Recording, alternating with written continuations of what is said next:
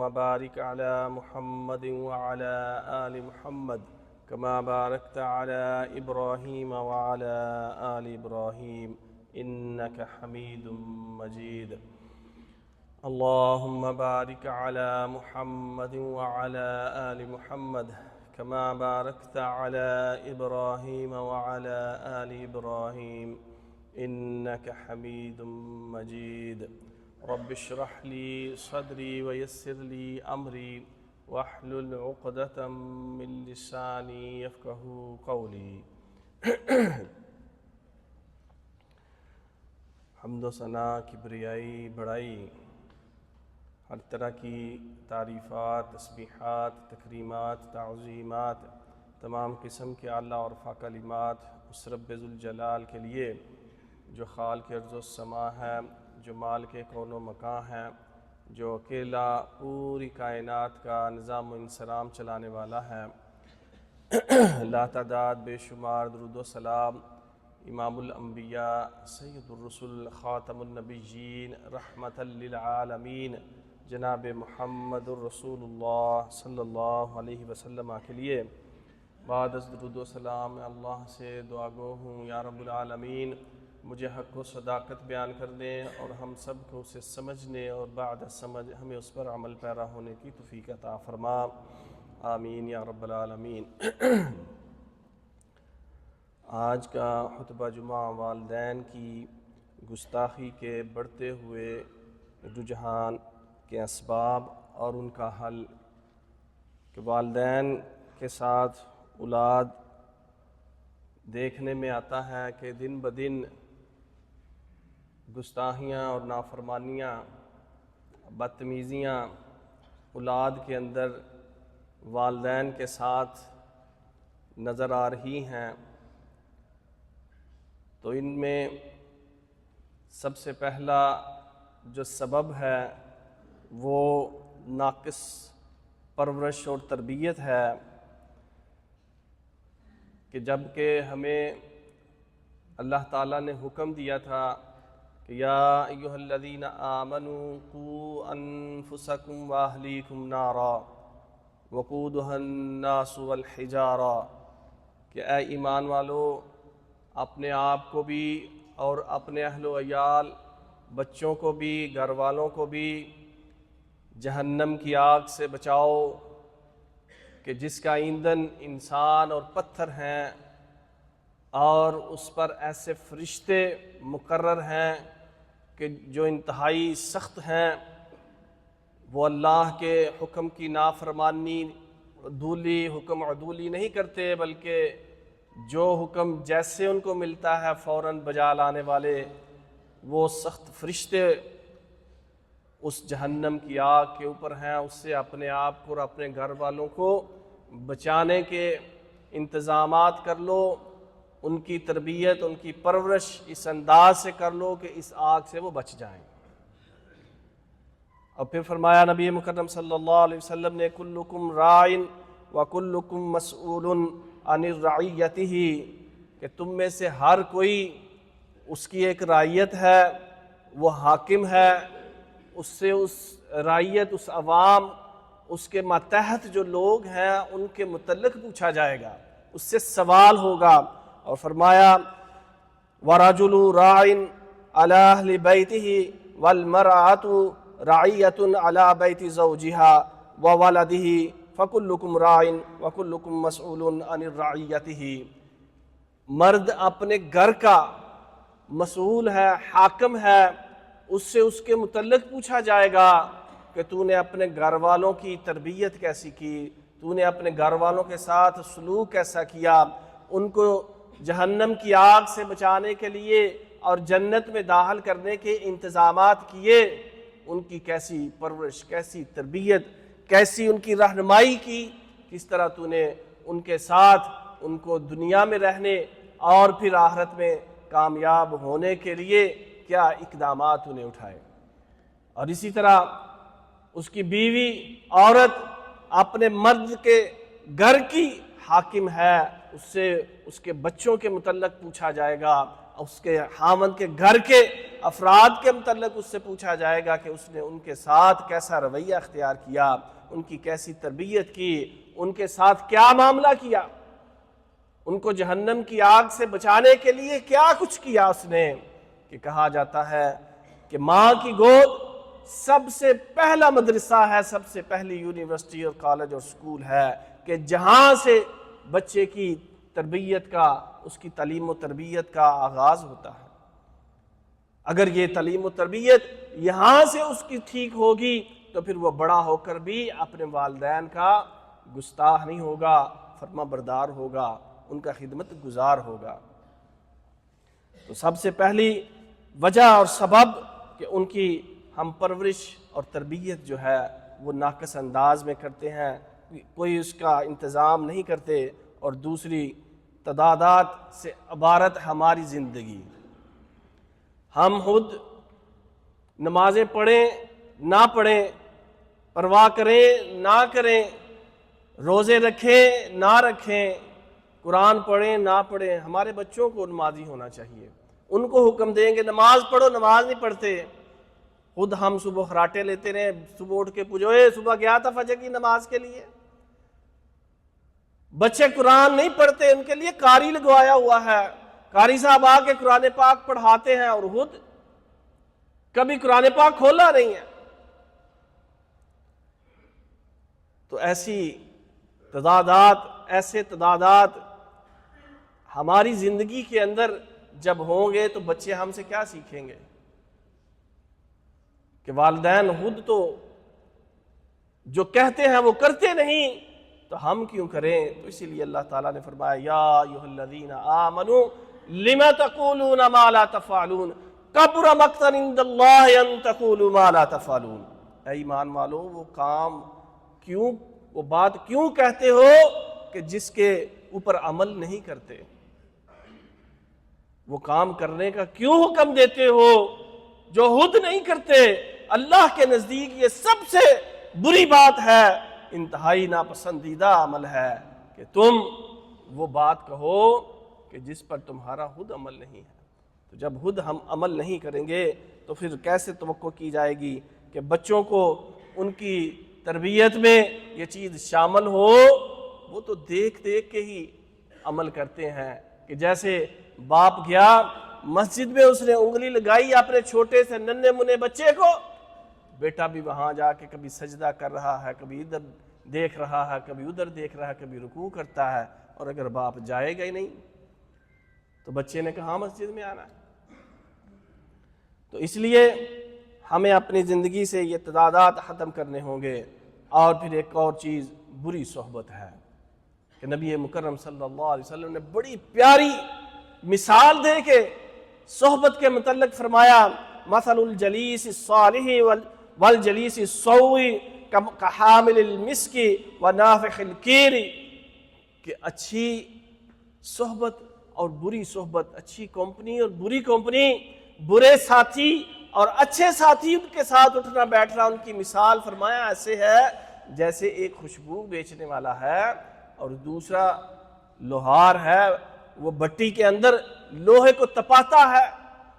جب تم اس خوشبو بیچنے والے کے پاس جاؤ گے تو دو میں سے ایک کام تو ضرور ہوگا، یا تو تمہیں اس سے خوشبو ہدیے میں مل جائے گی یا خرید لوگے، یا کم از کم تمہیں اس کی خوشبو تو آئے گی، پیاری پیاری خوشبو جو تمہارے دل و دماغ کو معطر کرے گی۔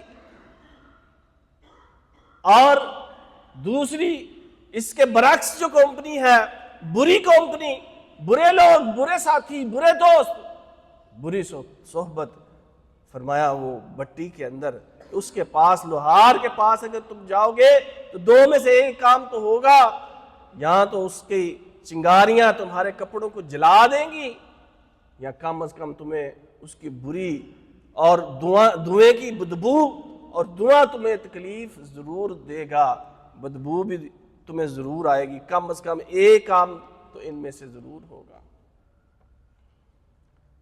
تو ہم چیک اینڈ بیلنس اپنے بچوں پہ نہیں رکھیں گے، اور خود بھی اپنی صحبت کا بھی ہمیں کوئی خیال نہیں کہ کن کے ساتھ اٹھتے بیٹھتے ہیں، کن کے ساتھ رہتے ہیں، کن کے ساتھ معاملات کرتے ہیں، کوئی فکر نہیں۔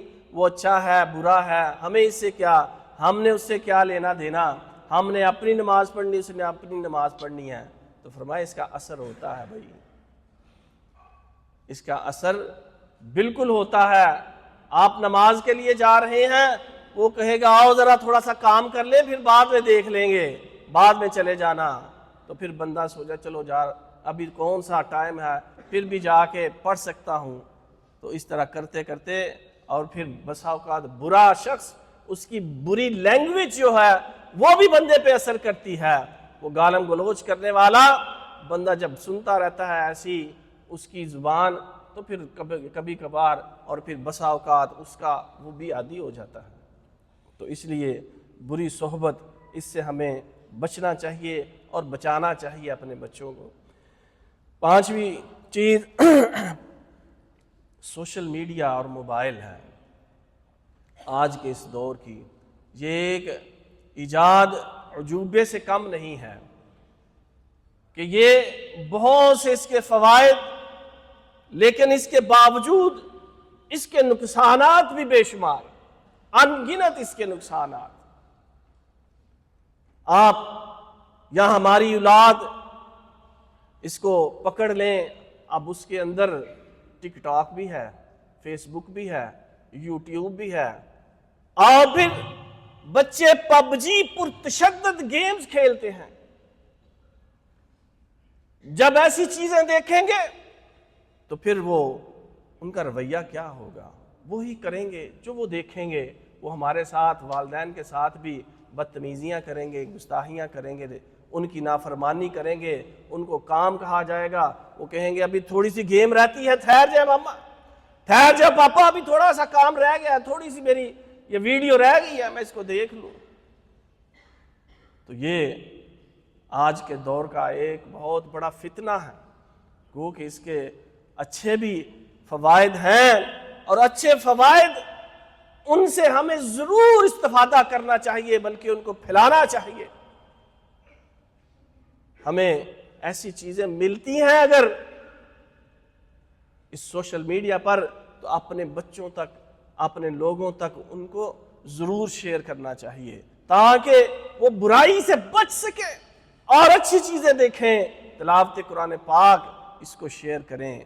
اسی طرح درس و دروس، خطبات، اس طرح کے کلپس یہ آگے بھیجیں. ان کو خوب جو صحیح حدیث سے ثابت چیزیں ہیں ان کو شیئر کریں، تو اخلاقیات بچوں کے اندر پروان چڑھے، ہمارے اندر بھی یہ چیزیں آئیں. تو اس سے پھر ہم اس کے اچھے جو اس کی اچھی چیزیں ہیں ان کو دیکھیں گے، ان پر عمل کریں گے اور آگے پھیلائیں گے. تو پھر یہی اس کا حل ہے کہ ہم اس فتنے سے خود بھی بچ سکتے ہیں اور اپنی اولادوں کو بھی بچا سکتے ہیں. اور اس کے بعد بچوں سے دوری، کہ ہم بچوں سے دور پردیس کے اندر، اللہ ماشاءاللہ جس کی فیملی بچے یہاں ہیں، اکثریت اپنے وطنوں سے دور جاتی ہے، پیچھے ان کے بچے جو ہیں وہ بگڑ جاتے ہیں. ان کی تربیت کا وہ جو ہونا چاہیے تھا اثر، جو ان کے اندر چیزیں پروان چڑھنی چاہیے تھی، جو وہ چاہتے تھے، وہ کیسے آئیں گی.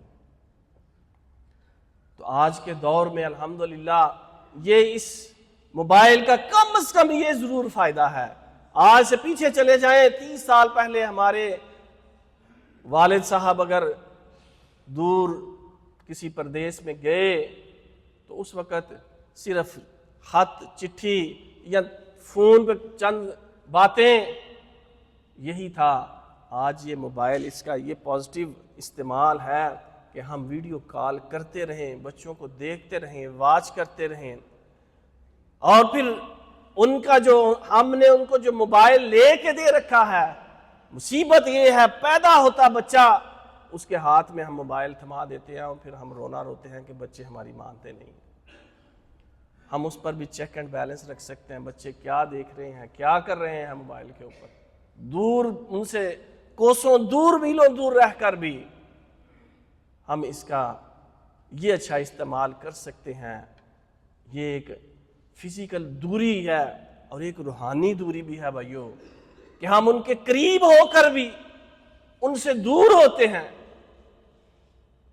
وہ بھی موبائل پہ بزی ہیں، ہم بھی موبائل پہ بزی ہیں۔ ہماری اپنی دنیا ہے موبائل کے اندر، ان کی اپنی دنیا ہے، یا ہمارے اپنے مشاغل ہیں، ماں باپ کے اپنے مشاغل ہیں، ان کے اپنے دوست احباب ہیں، اپنی مصروفیات ہیں، بچوں کو وقت ہی نہیں دیتے۔ پاس ہونے کے باوجود بچوں کو ان کی تربیت کے لیے، ان کو سیکھنے سکھانے کے لیے ہمارے پاس وقت ہی نہیں ہوتا۔ تو پھر وہ کیسے ہماری والدین کی فرما برداری کریں گے، کیسے والدین کی نافرمانی سے اور گستاخی سے بچیں گے؟ اور ایک بڑی اہم چیز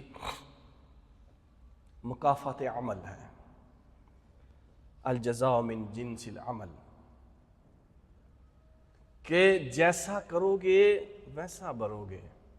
اگر تو والدین نے اپنے والدین کے ساتھ اچھا سلوک کیا ہوگا تو پھر تمہاری اولاد بھی تمہیں نہیں چھوڑے گی، وہ بھی تمہارے ساتھ اچھا سلوک کرے گی۔ اگر ہم نے اپنے والدین کے ساتھ اچھا سلوک نہیں کیا تو پھر ہماری اولاد بھی ہمارے ساتھ اچھا سلوک کیسے کرے گی؟ بڑا مشہور ایک واقعہ آتا ہے کہ ایک آدمی اپنے باپ کو چھوڑنے جا رہا تھا، ایک غار کے اندر۔ اس کے باپ نے کہا، بیٹا ادھر سردی بڑی ہے، مجھے کمبل لا دو، تم ادھر مجھے چھوڑے جا رہے ہو۔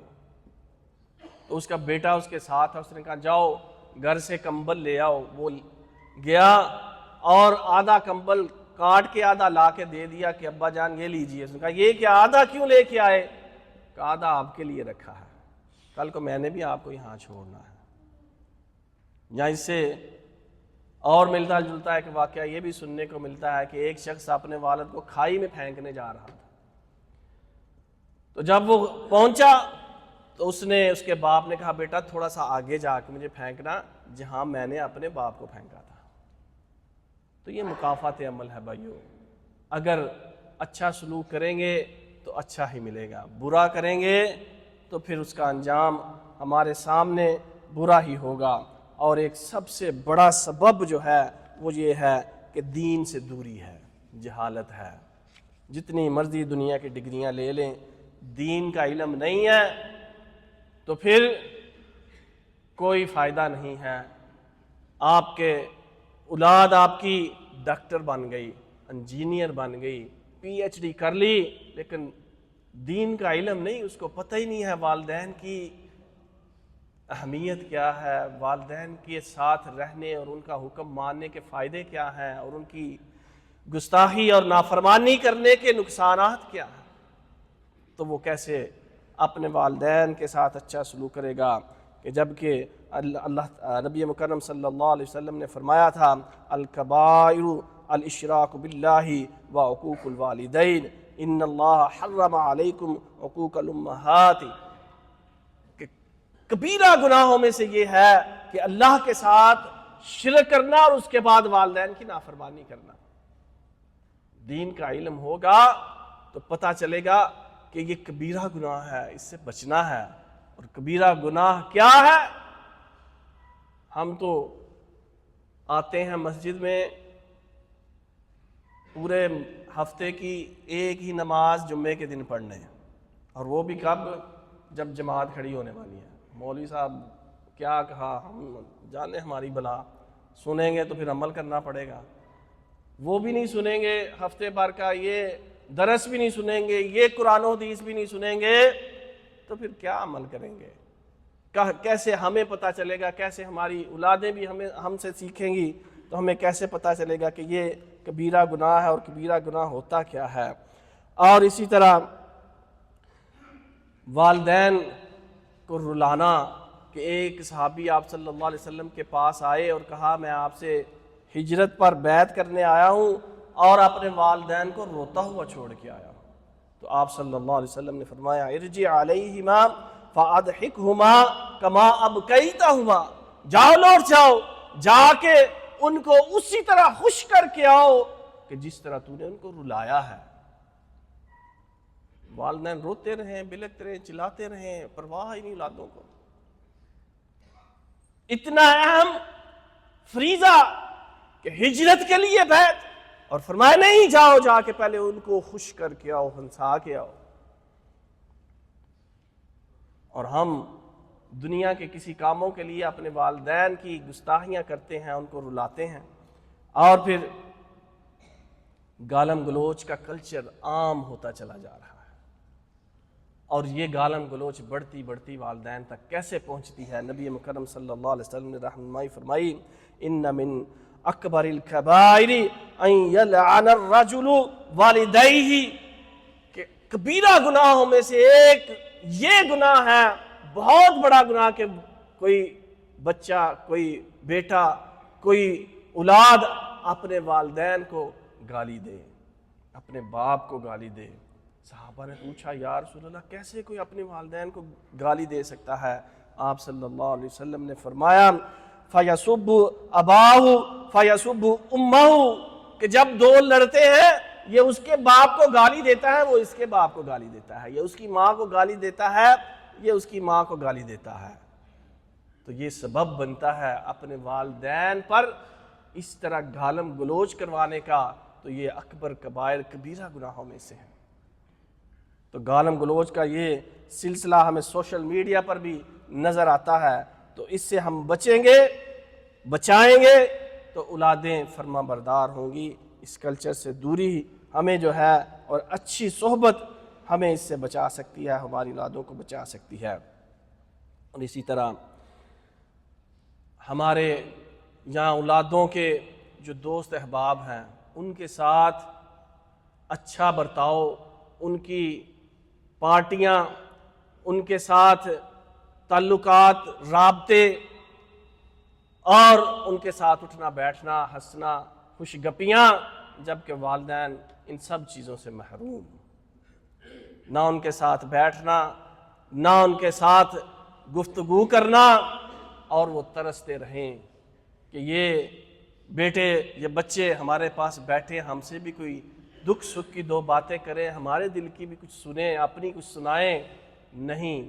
جبکہ نبی مکرم صلی اللہ علیہ وسلم سے پوچھا ایک شخص نے، من احق الناس بحسن صحابتی، کہ میری اچھی صحبت کا، اچھے حسن سلوک کا سب سے زیادہ کون مستحق ہے؟ کس کے پاس میں اپنی صحبت، اپنا اٹھنا بیٹھنا، اپنی مجلس، کس کے پاس سب سے زیادہ اپنا تعلق رکھوں، اپنا اچھا سلوک کس کے ساتھ کروں؟ تو آپ صلی اللہ علیہ وسلم نے فرمایا امکا۔ اس نے پوچھا ثم من، پھر فرمایا ثم امکا۔ اس نے پھر پوچھا ثم من، پھر فرمایا ثم امکا۔ اور پھر چوتھی مرتبہ جب اس نے فرمایا ثم من، تو پھر آپ نے فرمایا ابوکا، تیری ماں، تیری ماں، تیری ماں، اور پھر تیرا باپ، یعنی والدین، ان کے پاس اٹھنا بیٹھنا سب سے پہلے یہ ضروری ہے۔ دوست احباب ناراض ہوتے ہیں تو ہوتے رہیں، والدین کو خوش کرنا ہے، ان کی اچھی گفتگو ان کے ساتھ کرنی ہے، خوش گپیاں ان کے ساتھ لگانی ہے۔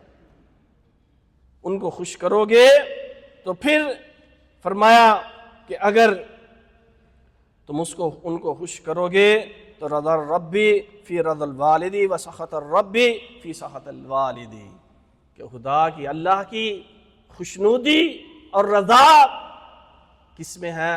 والد کی خوشنودی اور رضا میں، اور اللہ کی ناراضگی والدین کی ناراضگی کے اندر ہے۔ ان کو ناراض کیا تو رب بھی ناراض ہو جائے گا، اگر رب ناراض ہو گیا تو دنیا و آخرت تباہ و برباد ہو جائے گی، اور پھر والدین کو بوجھ سمجھا جاتا ہے۔ مغرب زدہ لوگ یہاں بھی، اب ہمارے ملکوں میں بھی اولڈ ہاؤس قائم کر رہے ہیں، نرسنگ ہاؤس، بوڑھے ہو گئے ہیں کہ وہاں یہ بوجھ اتارو اپنے اوپر سے، جبکہ اللہ کا حکم کیا تھا؟ اما یبلغن عندک الکبر احدہما او کلاہما فلا تقل لہما اف ولا تنہرہما وقل لہما قولا کریما واخفض لہما جناح الذل من الرحمہ وقل رب ارحمہما کما ربیانی صغیرا۔ تیرے رب کا تو یہ فیصلہ تھا کہ ان میں سے کوئی ایک، دونوں یا کوئی ایک، اگر بڑھاپے میں تم ان کو پالو تو تو پھر ان کے ساتھ حسن سلوک کرنا ہے، احسان کا، نیکی کا معاملہ کرنا ہے، اور ان کے ساتھ لڑنا جھگڑنا تو دور، اف تک نہیں کہنا، ڈانٹ ڈپٹ بالکل نہیں کرنی، اور ان کے سامنے عاجزی سے جھکے رہنا ہے،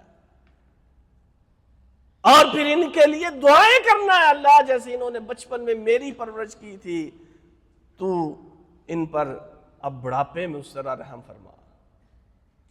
اتنی زیادہ تربیت اللہ نے ہماری کی، ہمیں بتایا کہ یہ اف ایک چھوٹا سا کلمہ، وہ جی باپ نے تو آج مجھے ایسا ڈانٹ دیا، میں نے پھر آگے سے 4 سنا دی، میں نے بھی پھر یہ وہ، پھر کیا یاد کرے گا کس۔ اللہ اکبر، ہم فخر کرتے ہیں والدین کے ساتھ بدتمیزی کو، ہم اپنی بہت بڑی کامیابی سمجھتے ہیں، العیاذ باللہ۔ تو یہ بچوں کو، والدین کو بچے اولڈ ہاؤس میں چھوڑ آتے ہیں اور یہ بوجھ ختم کر دیتے ہیں، جبکہ والدین ان کی نافرمانی، نبی مکرم صلی اللہ علیہ وسلم نے فرمایا کہ اثنتان یعجلہما اللہ فی الدنیا البغاء وعقوق الوالدین، 2 ایسے گناہ ہیں کہ جن کی سزا آخرت میں تو ملے گی ہی ملے گی، اللہ تعالیٰ اس دنیا میں بھی جلدی اس کی سزا دے گا۔ ایک ظلم و بغاوت ہے اور دوسری والدین کی نافرمانی اور گستاخی ہے، کہ اس دنیا میں بھی اس طرح کا اس کے ساتھ رویہ ہوگا، جیسے میں نے پہلے کہا مکافات عمل ہوگا اس کے ساتھ، یا فوراً اللہ تعالیٰ کی پکڑ آئے گی اور وہ کہے گا کہ بیماری گھر سے نہیں جاتی، وہ کہے گا کہ یار فلاں پریشانی، بے روزگاری، فلاں مصیبت ایک ختم نہیں ہوتی، دوسری آگے کھڑی ہوتی ہے۔ والدین کی گستاخی، ان کی نافرمانی، ان کے یہ سبب، اور پھر فرمایا کہ ثلاثۃ لا یقبل اللہ لہم صرفا ولا عدلا آق ومنان ومکذوب بالقدر، 3 قسم کے ایسے لوگ ہیں، وہ جتنی مرضی عبادت کرتے نے، فرمایا وہ نفلی عبادت کریں، فرضی عبادت کریں، کوئی ان کی عبادت قبول نہیں ہوتی۔ وہ تہجدیں پڑھیں، وہ قیام کریں، وہ روزے رکھیں، فرضی رکھیں، نفلی رکھیں، صدقہ و خیرات، فرضی زکوٰۃ دیں، نفلی صدقہ و خیرات کریں، فرمایا کچھ بھی ان کا اللہ قبول نہیں کرتا۔ وہ کون ہے؟ ایک وہ ہے جو والدین کی نافرمانی کرنے والا، ان کے ساتھ گستاخیاں کرنے والا، یہ، اور دوسرا جو احسان کر کے جتلانے والا، اور تیسرا جو تقدیر کا انکار کرنے والا۔ ان کے جتنے بھی عمل ہیں حقارت، باطل، ضائع، کوئی فائدہ نہیں ان کا۔ اور پھر فرمایا لا يدخل الجنہ منان ولا عاق، کہ 3 قسم کے لوگ جنت میں بالکل ان کا داخلہ نہیں ہو سکتا۔ ایک وہی جو احسان کرنے والا، دوسرا والدین کا نافرمان، اور تیسرا عہدی شراب پینے والا، یہ جنت میں فرمایا داخل نہیں ہو سکتے۔ اور اسی طرح آپ صلی اللہ علیہ وسلم نے فرمایا راغب عنفو ثم راغب عنفو ثم راغب عنفو، قیل من یا رسول اللہ صلی اللہ علیہ وسلم، قال من ادرک ابویہ عند الکبر احدہما او کلاہما فلم يدخل الجنہ، وہ شخص اس کی ناک ہاکلود ہو گئی، وہ تباہ و برباد ہو گیا، تباہ و برباد ہو گیا، تباہ و برباد ہو گیا۔ صحابہ نے پوچھا یا رسول اللہ کون؟ فرمایا وہ شخص جس کے والدین دونوں یا ان میں سے کوئی ایک اس کو بڑھاپے میں مل جائے اور پھر ان کی خدمت کر کے وہ جنت میں داخل نہ ہو جائے۔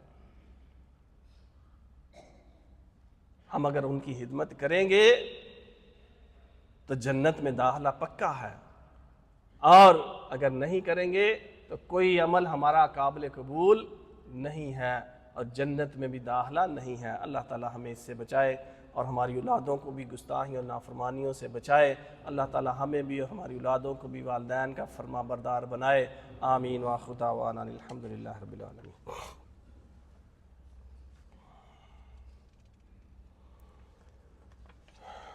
ان الحمد للہ نحمده ونستعینه ونستغفره ونعوذ باللہ من شرور انفسنا ومن سیئات اعمالنا من يهده الله فلا مضل له ومن يضلله فلا هادي له اشهد ان لا اله الا الله وحده لا شريك له واشهد ان محمدا عبده ورسوله۔ والدین کی فرما برداری آپ نے سن لی کس قدر ضروری ہے، اور ان کی نافرمانی کے کتنے بھیانک انجام اس دنیا میں بھی اور آخرت میں بھی ہیں۔ اور اس کے ساتھ ساتھ ایک دو چھوٹا سا مسئلہ یہ بھی سمجھ لیں کہ والدین کی فرما برداری جو ہے وہ معروف کاموں میں ہے۔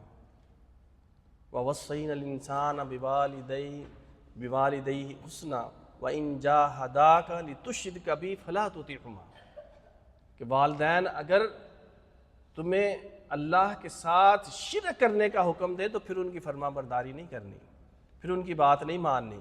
جیسے کہ حضرت ابراہیم علیہ السلام کا اسوہ حسنہ، ان کے باپ کے ساتھ وہ مکالمہ قرآن پاک میں وہ ماڈل ہمارے سامنے ہے کہ ان کی بات پھر نہیں ماننی۔ اور نبی مکرم صلی اللہ علیہ وسلم نے بھی فرمایا تھا لا طاعۃ فی معصیۃ اللہ انما الطاعۃ فی المعروف، اللہ کی نافرمانی کا اگر وہ حکم دے کسی بھی، چھوڑو کیا نماز پڑھنی ہے، کیا تم نمازی بنے ہوئے ہو، یہ کیا داڑھی سکھوں کی طرح بڑھا لی ہے، یہ کیا تم نے اپنا حلیہ بنایا ہوا عجیب و غریب مجنون کی طرح، پاگلوں کی طرح، یہ تمہارا سوٹڈ بوٹی رہا کرو، یہ اپنے آپ کو اس طرح کہ جیسے ممی ڈیڈی ہمارے اکثر دیکھنے میں آتے ہیں تو والدین بھی وہی پسند کرتے ہیں، بچے بھی ویسے ہی ہوتے ہیں، ان کو خود داڑھی جو ہے بوجھ لگتی ہے تو بچوں کے منہ پہ کیسے ان کو اچھی لگے گی، جبکہ یہ داڑھی نبی مکرم صلی اللہ علیہ وسلم کے چہرے پر تھی تو وہ دنیا کے سب سے زیادہ حسین ترین انسان تھے۔ اما عائشہ رضی اللہ عنہا فرماتی ہیں کہ یوسف کو دیکھ کے عورتوں نے اپنے ہاتھ کاٹ لیے تھے، میرے محبوب کو دیکھ لیتی تو اپنے دل کاٹ لیتی۔ ہم کو اچھی نہیں لگتی، ہم کہتے ہیں نہیں ہمیں عورتوں کی طرح بننا ہے، یہ روزانہ آ جاتی ہے، روزانہ اس کو ہم صاف کرتے ہیں۔ تو معروف کاموں میں، نیکی کے کاموں میں کسی کی بھی، وہ والدین ہو، وہ حاکم ہو، وہ سربراہ ہو، گھر کا سربراہ ہو، محلے کا ہو، وہ اپنے آفس کا ہو، کوئی بھی ہو، مالک ہو، اس کی بات معروف کاموں میں، اللہ اور اس کے رسول کی نافرمانی کے کاموں میں ان کی اطاعت نہیں ہے۔ اسی طرح کہا جاتا ہے کہ والدین کہتے ہیں جی چھوڑو یہ تمہاری بیوی اچھی نہیں، اس کو طلاق دے دو۔ حضرت امام احمد بن حنبل رحمہ اللہ کے پاس ایک شخص ایسے ہی آیا تو اس نے کہا کہ میرا باپ کہتا ہے کہ میں اپنی بیوی کو طلاق دے دوں، تو کیا ایسا میں کروں، کیونکہ دلیل یہ پیش کرتا ہے۔ انہوں نے کہا نہیں، اپنی بیوی کو تم طلاق مت دو۔ تو انہوں نے کہا کہ وہ کہتا ہے کہ کیا عمر رضی اللہ عنہ نے اپنے بیٹے عبداللہ بن عمر رضی اللہ عنہما کو نہیں کہا تھا اور پھر انہوں نے طلاق نہیں دی تھی؟ تو ان کا آگے سے جواب تھا تمہارا باپ کیا عمر ہے؟ عمر نے جو اس کے اندر دیکھا تھا تیرا باپ وہ دیکھ سکتا ہے؟ یعنی پہلے یہ دیکھنا ہوگا کہ ہم جس غریب کی بیٹی کو طلاق دینے جا رہے ہیں یا مطالبہ کیا جا رہا ہے وہ اس کی مستحق بھی ہے کہ نہیں، کہ ایسے ہی بس حسد اور جلن کی وجہ سے وہ نیک ہے، نمازی پرہیزگار ہے، اچھی عورت ہے تو ہم اس کو کیوں اس طرح، اللہ تعالیٰ کو بھی سب سے حلال چیزوں کے اندر فرمایا ناپسندیدہ عمل جو ہے وہ یہ طلاق کا عمل ہے۔ اور اسی طرح والدین کا، لیکن اس میں ہمیں والدین کے ساتھ پیار اور محبت سے اچھے انداز میں وَاخْفِضْ لَهُمَا جَنَاحَ الذُّلِّ، جھکتے عاجزی کے ساتھ گفتگو، ان کے ساتھ جھگڑنا نہیں، اونچی آواز نہیں۔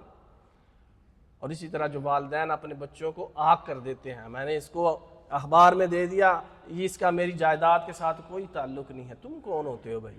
جب اللہ تعالیٰ نے قرآن پاک میں سب کے حصے مقرر کر دیے، یوصیکم اللہ، کہ اللہ نے حکم دے دیا کہ تمہاری جو جائیداد ہے تمہارے بعد اس کا اتنا حصہ، اس کا اتنا حصہ، وَلِلذَّكَرِ مِثْلُ حَظِّ الْأُنثَيَيْنِ، تو تو اس کے جو حصہ مقرر ہے اس نے نہیں تمہاری خدمت کی تو اس کا وہ انجام دیکھ لے گا، اس کی سزا وہ پا لے گا، لیکن تم کیوں اللہ کے حکم عدولی اور نافرمانی کر کے جہنم کا ایندھن بن رہے ہو؟ تو ایسا بھی جو ہے آگ کر دینا یہ غلط ہے اور نہ ہی یہ لاگو ہوگا، اس لیے ایسی چیزیں بھی ہمیں سامنے رکھنی چاہیے۔ اور جو میں نے پہلے خطبہ میں کہا کہ ہمیں اور ہماری اولادوں کو دین کی طرف آنا چاہیے، دین کو سیکھنا چاہیے۔ ہمارا پیارا دین، دنیا کا کوئی دین ایسا دین نہیں ہے جس کے اندر ہر چیز کے متعلق رہنمائی ملے۔ والدین کے ساتھ حسن سلوک اور اس کے فائدے اور ان کی نافرمانی اور گستاخی کے جو نقصانات ہیں وہ ہمیں پتہ ہونا چاہیے اور بتانا چاہیے، تاکہ ہم بھی اور ہماری اولادیں بھی اس سے بچ سکیں۔ اللہ تعالیٰ سے قبولیت کی ان ساتوں میں آئیے دعا کرتے ہیں، یا رب العالمین ہمیں اور ہماری اولادوں کو اپنے والدین کے ساتھ پیار محبت سے حسن سلوک کے ساتھ پیش آنے کی توفیق عطا فرما، جیسا کہ تو نے حکم دیا ہے ویسا ان کے ساتھ رویہ اختیار کرنے کی توفیق عطا فرما، اور ہر قسم کے ترش اور گستاخانہ رویے سے ہمیں بچا، ان کی نافرمانی سے ہمیں بچا، ہماری اولادوں کو بچا۔ یا رب العالمین کبیرہ صغیرہ گناہ معاف فرما، یا رب العالمین جو مقروض ہیں ان کو قرض اتارنے کی توفیق عطا فرما، یا رب العالمین جو بیمار ہیں یا اللہ ان کو شفاء کاملہ عاجلہ عطا فرما، یا اللہ ہم سب کی جسمانی روحانی بیماریوں سے ہمیں شفا عطا فرما، یا رب العالمین جو بے اولاد ہیں ان کو نیک صالح اولاد عطا فرما، یا اللہ جن کو اولادیں دے رکھی ہیں ان کی اولادوں کو نیکوکار بنا، یا رب العالمین جہاں جہاں مسلمانوں پر بالخصوص غزہ اور فلسطین کے مسلمانوں پر جو ظلم و ستم ہو رہا ہے یا اللہ تو ان کی مدد و نصرت فرما، یا اللہ ظالموں کو تباہ و برباد فرما، یا رب العالمین ظالموں کو نشانہ عبرت بنا، یا رب العالمین مسلمانوں کو غیرت عطا فرما، مسلمانوں کو ایک ہو کر ایسے ظالموں کے خلاف ڈٹ کر مقابلہ کرنے کی توفیق عطا فرما، آمین یا رب العالمین۔ سبحان ربک رب العزت عما یصفون وسلام علی المرسلین والحمد للہ رب العالمین۔ اقم الصلاۃ۔